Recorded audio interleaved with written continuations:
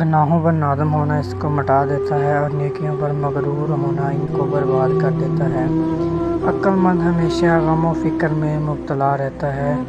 کسی جاہل یا کم عقل شخص کو سمجھاتے وقت یہ خیال مت کرو کہ تم اس سے کیا کہہ رہے، بلکہ یہ دیکھو کہ وہ اس کا کیا نتیجہ اخذ کرتا ہے۔ زیادہ قسمیں کھانے والا زیادہ جھوٹ بولتا ہے۔ کوشش کرو کہ گفتگو کی ابتدا تمہاری طرف سے نہ ہوا کرے اور تمہارا کلام جواب بنا کرے۔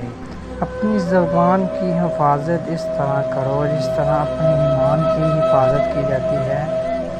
انسان اگر زبان کے استعمال کی بجائے دماغ کا زیادہ استعمال کرے تو بہت سے مسائل اور مشکلات سے بچ سکتا ہے۔ بے عزت انسان کی زندگی گندگی کے اس ڈھیر کی مانند ہے جہاں پر مرے جانور ہی کچھ تلاش کرتے دکھائی دیتے ہیں۔ تنگ و دستی، تنگ و نظری معاشرتی ناہمواری پیدا کرنے میں بنیادی کردار ادا کرتی ہے۔ جب کسی انسان کا ایمان اباد ہو جائے تو پھر شیطان کا جہان سنسان ہو جاتا ہے۔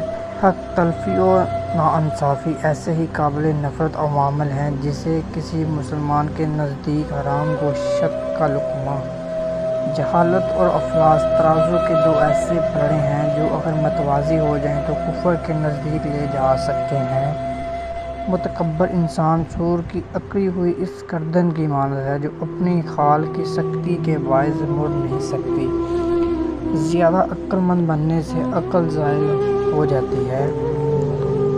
عقل مند بننا چھوڑ دو، بہت کچھ سیکھ پاؤ گے۔ عقل مند ہمیشہ غم و فکر میں مبتلا رہتا ہے۔